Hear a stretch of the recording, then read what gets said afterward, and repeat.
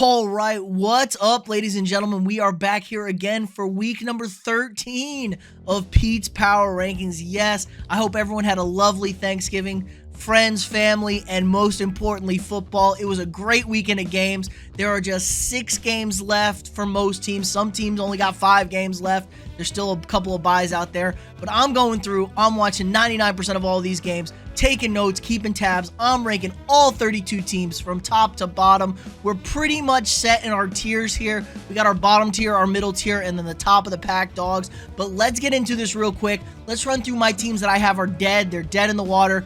Looking forward to next season for some of them. Other ones have a lot of question marks, and it's really not looking great for them. But teams 32 through 24. Okay, my bottom tier teams. Houston's going to stay at the bottom here, but I think the future might be bright for this team. They fight hard. They're competitive most weeks. I mean, they were down 30-0 to Miami, and they brought it back 15-30. They had a chance to cover even. It was a 12.5 line. They had the ball with a chance to cover. So they're going to get a new quarterback. Lovie Smith's doing a good job. I like this team. Unlike Denver, New Orleans, the Rams, these are all dumpster fires. A lot of question marks. They're just so bad. The Rams are probably the biggest disappointment. I know Stafford didn't play, but Jalen Ramsey was burnt toast out there against Travis Kelce. He's been awful. They have no young talent. They have no picks. They have no depths. They got to pay the price. They sold their soul to the devil to win that Super Bowl, and now the bill has come home, and they are looking empty-handed.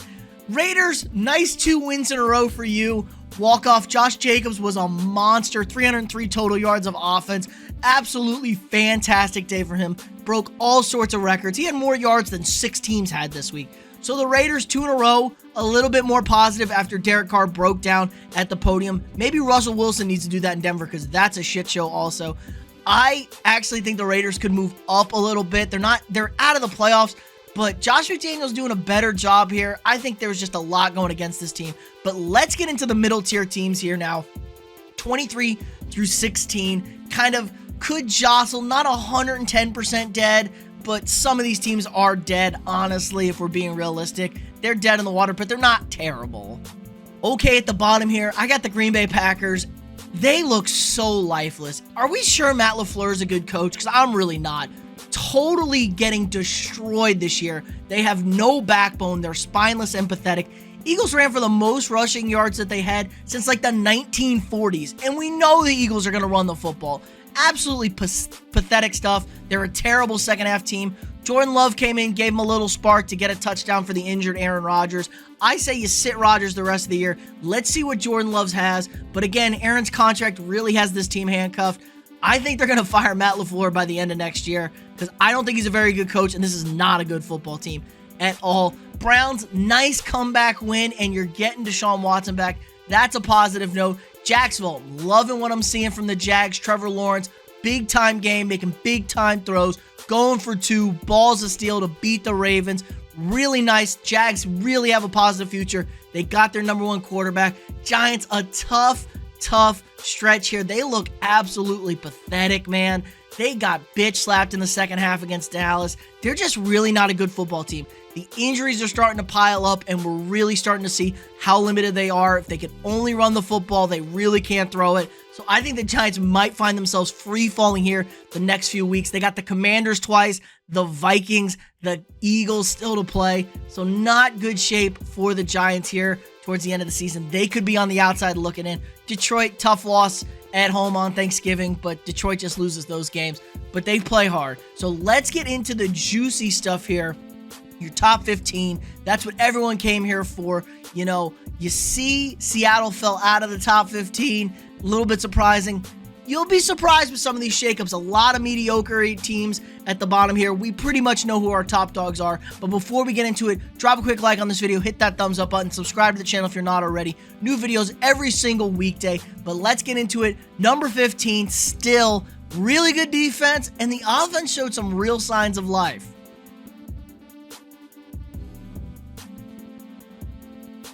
Okay, number 15, I'm going to keep the Patriots in the top 15 ahead of the Seahawks.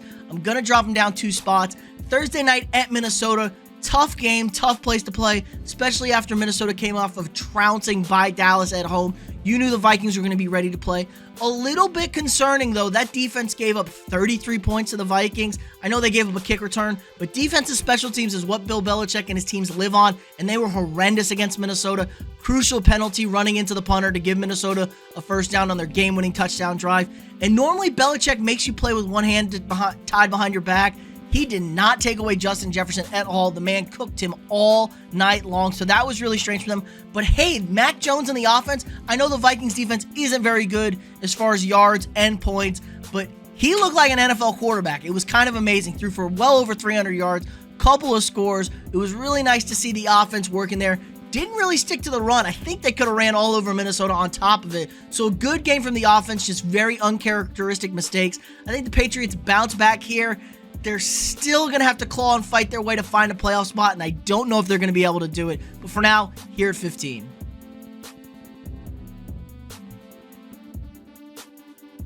Okay, number 14, dropping them 3 spots. It's the Tampa Bay Buccaneers. A horrid loss to the Browns, man. I know it was in Cleveland. Cleveland's kind of a tough place to play sometimes, but good God. Tom Brady was like 280-0 when having a 7-point lead in the final 2 minutes, and they lost this game in overtime. They surrendered the lead. The defense is awful.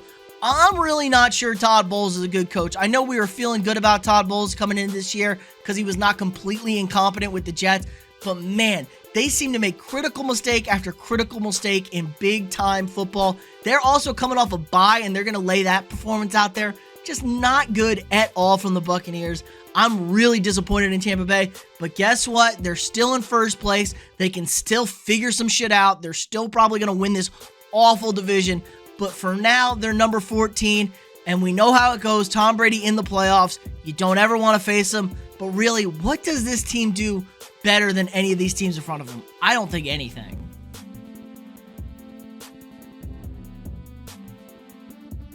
Okay, at number 13, I'm going to bump the Chargers up 4 spots. I really don't feel super comfortable about this, but everybody here from 11 to like 17 was a complete shit show this weekend. None of these teams really wanted to grab this by the haunches and get up in there and take control of these spots. But the Chargers won the game. You know, they didn't play great. They were kind of lackluster. Kyler Murray was really sharp in his return for Arizona, but you gotta like the balls, going for 2, going for the win, not trusting that defense. I don't blame them. Really nice play design. Justin Herbert, please God, LA Chargers, fire Stanley as a head coach. I hate him. He's horrible. Get this man an offensive head coach, and this team is going to go to the moon. I mean, he is doing it by himself. He makes ridiculous throw after ridiculous throw week in and week out. And we got dummies who are getting paid for this, calling him a social media quarterback. Clown show. This guy is absolutely for real. He is an assassin out there, but he's doing it on his own. He's running for his life. The offensive line isn't good. They can't run the football, even though Austin Eckler is a fantastic running back. He is great catching the football, but he can also run the ball out of the backfield. They need to continue to commit to the run game. Keenan Allen was really nice in his return. Palmer and Carter have really stepped up in the absence of Allen and Mike Williams. But if you get Mike Williams back, you got Everett at tight end. There's a lot of weapons on offense, and the defense can play just good enough. I think the Chargers are going to get one of those wild card spots in the AFC West, so I'm going to keep them here at number 13.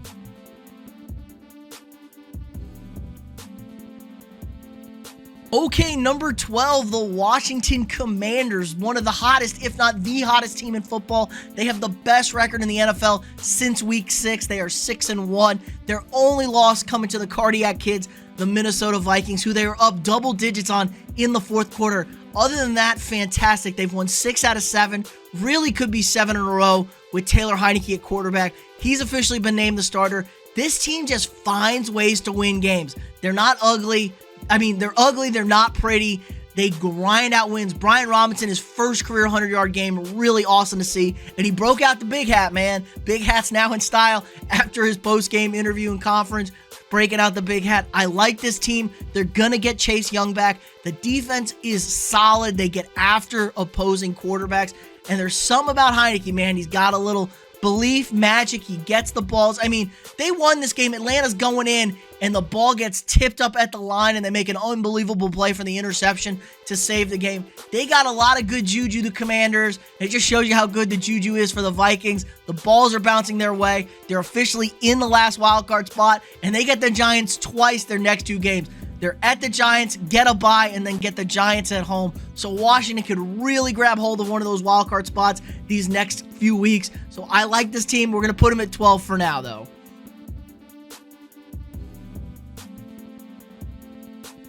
Number 11, call me crazy. I've been all over the place with this team, but I'm going to move them up 5 spots, and it's the New York Football Jets. Now, I know I got a soft spot in my heart for this Jets team, but man, they play elite defense. This is clearly one of the best defenses in the NFL. They were a little shaky early the first drive against Trevor Siemian. I don't think they were super prepared to face a passing game, but they locked it in after that. They really shut down Chicago. They could not move the ball at all without Justin Fields. Makes sense. But man, they rush the passer really well. They play great cornerback play. They can lock down receivers. And Mike White emerging at quarterback, he's just so much better than Zach Wilson. Now, I'm not going to hop on this train that Mike White is all world. He's, this, that, and the other, because he's been able to do it at home. He's been great at home in his first 3 starts at home. He's really struggled on the road. They got a real test this week. They're at the Vikings after 10 days off. Not a very good defense, but they are prone to forcing turnovers. So Mike White's turned the ball over a few times in his career, had a 4-interception game last year against the Bills. So that could be a problem for him. They got to continue to run the football. They still haven't been able to replace the loss of Breece Hall. They traded for Robinson from Jacksonville. He hasn't done anything. He was a healthy scratch. They need to commit to the run game more, but I love what I see out of the young wide receivers. Mims, Wilson running wide open all game. Tyler Conklin's a solid tight end. So let's see what they do against the Vikings. It's not a great defense. It's honestly not even really a good defense, but they force turnovers, and let's see if this defense for the Jets can stop that high-powered, potent offense. But for now, I'm going to keep the Jets at 11, and I really like this team moving forward.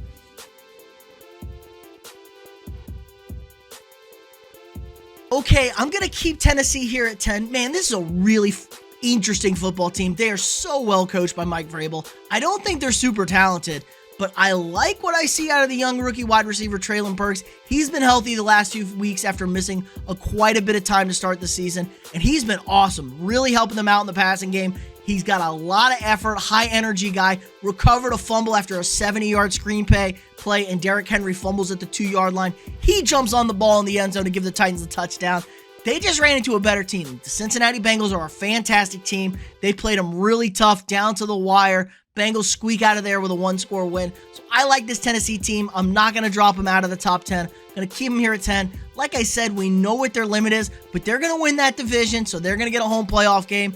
Derrick Henry was kind of shut out by Cincinnati. You got to worry about that. If you can't run the football, will you be able to score enough points? Probably not. But Tennessee as a whole, that's a really good football team. They're not going to hurt themselves. You're going to have to go beat them if you want to knock the Titans out.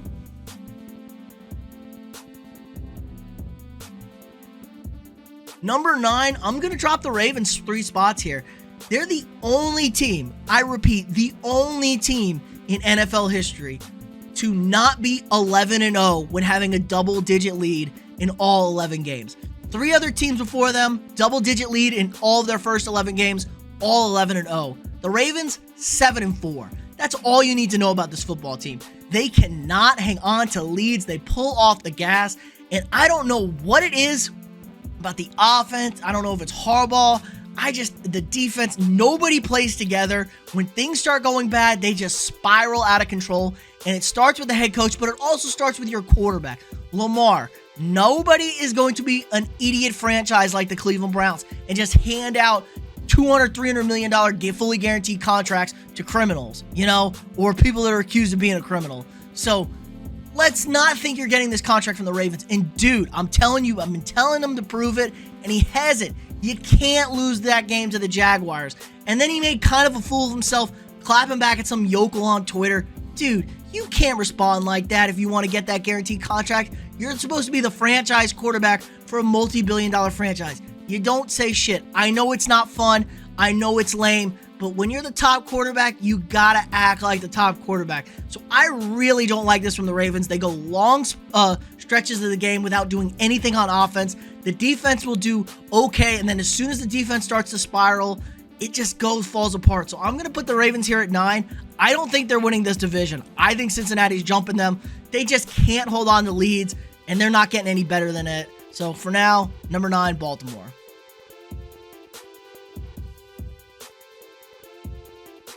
Right in front of Baltimore, I got the Bengals. They got the same record, but the Bengals are behind due to the head-to-head loss in Baltimore and a shit division record.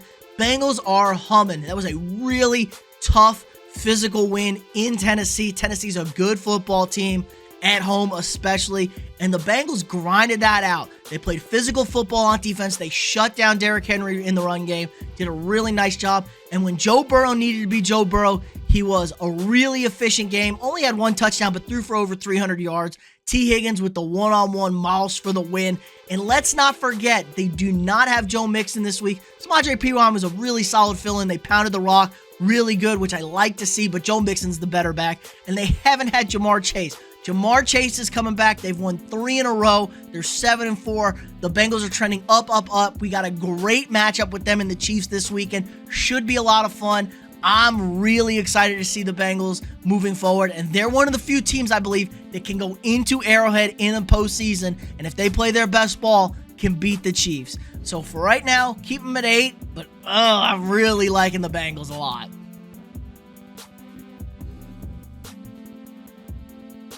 All right, number 7, I'm going to bump the Dolphins up 1 spot. I don't think they did anything to distinguish themselves from the Bengals or anything like that. They're a solid team. There's a lot to be said. Tua leads the NFL in a shit ton of categories. Passing yards per attempt, completion percentage, all sorts of stuff. He's been super efficient. Tyreek Hill, Jalen Waddle, getting the rock. He's getting it to his playmakers. They're running all over teams in space with this creative play design, and it's amazing. Tua talked about how he thought he sucked at football because he wasn't receiving, support. He was so doubted and so questioned by the fans and his coaches. Brian Flores, you look like a clown now. Mike McDaniels came in, put his arms around him, gave my man Tua some love, and he has been fantastic this year. He's in the MVP conversation. Now, they were up 30-0 at halftime. They didn't score another point in the second half. I know bettors on the Dolphins really didn't like that. They kind of let the Texans back into this game. The defense is going to be the downfall of this team. I don't think their defense is very good. I don't know if the offense is going to travel well in cold weather. It's always going to be a question on warm weather teams when you play this fancy finesse offense. If you can travel to cold weather, they still got to go to Buffalo. They still got to go to New England, I think. So a lot of cold weather games. They're at San Francisco this week, which is not going to be warm, that's for sure. It may not be the coldest of places. I'll be really interesting to see former coach going against his former team. They got a lot of shared offense, a lot of shared defensive players, offensive players. It's very, very interesting to see how they match up with the Niners this week. Right now, Dolphins at 7, 8-0 when Tua starts and finishes a game. So I really can't take them, and they're in first place. So Dolphins are as good as their record says they are. I just don't know if I trust them too much moving forward. But this is a good football team.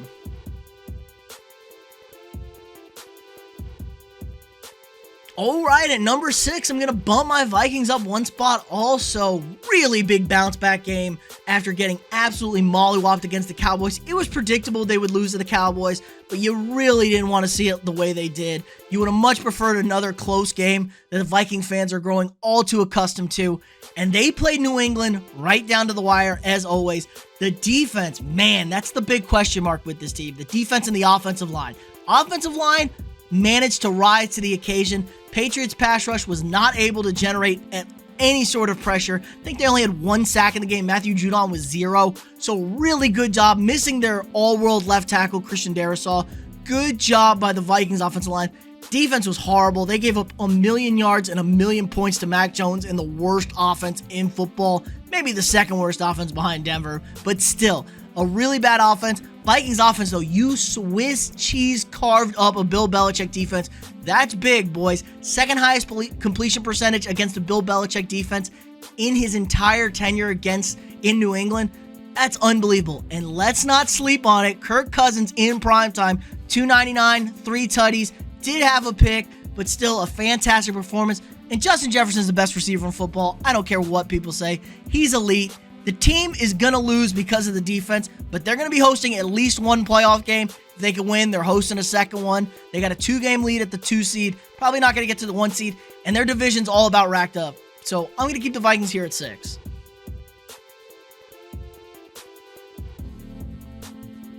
Okay, number 5. Let's keep the Dallas Cowboys right here, keeping them put at 5. I know, really nice win against the Giants at home on Thanksgiving.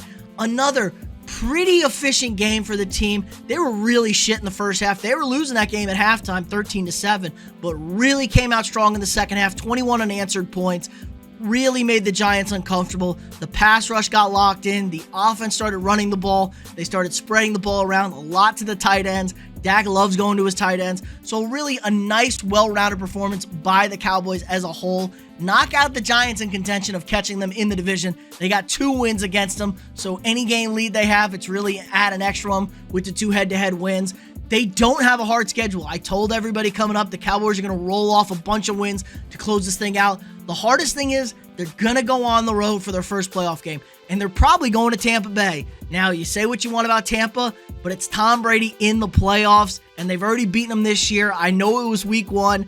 I would like the Cowboys in the rematch, but it's just hard to bet against Brady, the GOAT, in the postseason when Dallas is notorious for flubbing in big games in the playoffs.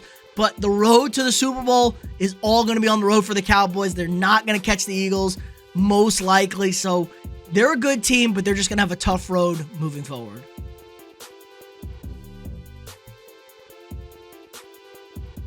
Okay, number 4. I'm keeping the Niners here at 4. Really a lackluster performance by the offense. Really didn't even feel like they had the ball. I think they had a couple of they went down the field, scored to open the second half, and then had 2 3-and-outs, and the game was basically over at that point. But the defense was fantastic. Now, I know the Saints aren't very good, but the Saints have been scoring points this year, and they ended the longest active streak of games without being shut out. Like 323 games the Saints had gone without being shut out, all the way back till 2001. Absolutely crazy stuff. So a fantastic performance by this defense. They're really starting to get healthy. They are dialed in. They are a frightening unit. They rush the passer, they tackle, and they cover people. They're going to be a hard out. They're now in first place in the West. They're going to have a home game and probably get Minnesota in the second round. So I could see the Niners very easily in the NFC Championship game. And do you really want to play the Niners in the playoffs? No. Jimmy G is great in the playoffs. They win football games. They could be ugly. They may not be pretty, but they win football games. Now, I don't necessarily trust Shanahan in a playoff game the bigger the game gets, but that's only if he's playing a better team. And there's not many teams I don't think that are better than the 49ers.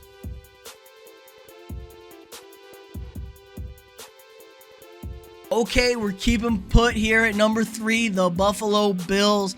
Really close game in Detroit. Probably should have lost that game, but they were clutch. They went down the field. They got the field goal when needed.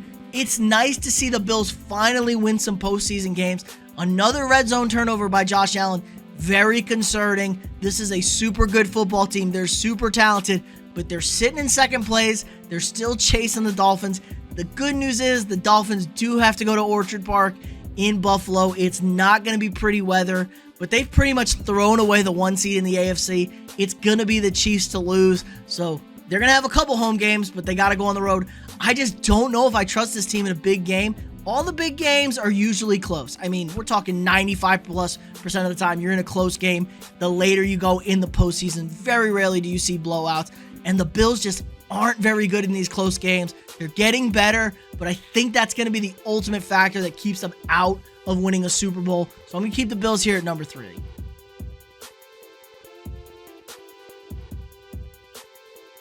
Okay, at number 2, I got the Philadelphia Eagles. Dominating performance on Sunday night against the Packers. I know it was only 7 in the final scorebook, but this game never felt in doubt. They pushed them around all night. Fantastic night running the football. Jalen Hurts, 100 yards rushing in the first quarter, 300+ yards on the day for the team. Second most since 1948 for the Eagles. Really, really good stuff. This is a good football team.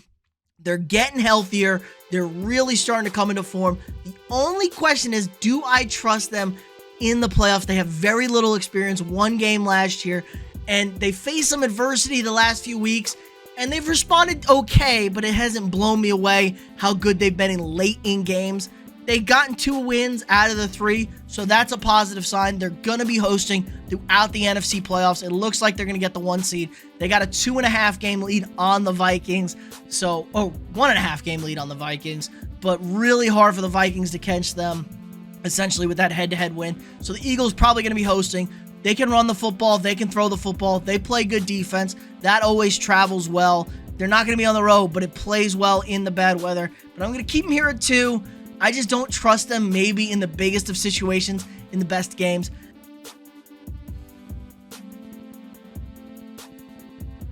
Okay, number 1, your Kansas City Chiefs. I've been saying it for weeks. They've been up here for a few now. This is the best team in football. I know it wasn't a pretty game against the Rams, but it was very much, they knew they were so much better than the Rams. They were kind of messing around. They were playing with their food almost. They almost do bad shit on purpose to make the game more interesting. They like adversity. This team thrives off of that adversity. They want to be down. They want to be counted out, and then they can flip it around and beat you. They can't just win a game normally. I know they can against some teams, but they don't enjoy it. They so much enjoy messing around, being down. It's just more fun for them, and you can tell they're having so much fun. This is a team built to have sort of a dynasty. They need to add a few more rings. I'm thinking for sure this is this year. They're the only team I really, really trust in a playoff game, in a big situation, when things aren't looking great, to turn it around, to win the game, to make the play. The defensive back end's the worst part of their team. Maybe that'll come back to bite them. But man, Andy Reid, Patrick Mahomes, the most deadly combo in football right now. You really can't stop it. And who the hell's guarding Travis Kelce? I know nobody out there is guarding Travis Kelce. That's for damn sure. So I got the Chiefs still here at number 1. I don't think they're getting dethroned at all. Big game at Cincinnati this week. Maybe a little bit of payback after what Cincy did to him last year. Beat him twice and beat him in Arrowhead to go to the Super Bowl. So I could smell a little revenge game for the Chiefs this week. That's going to do it for us this week. Let me know what you guys think in the comments below. Who am I too high on? Who am I too low on? Is anybody going to stop the Chiefs this year? I surely don't think so. But let me know what you guys think. Again, like this video. Subscribe to the channel if you're not already. Daily videos every day on this channel. And we will see y'all next week.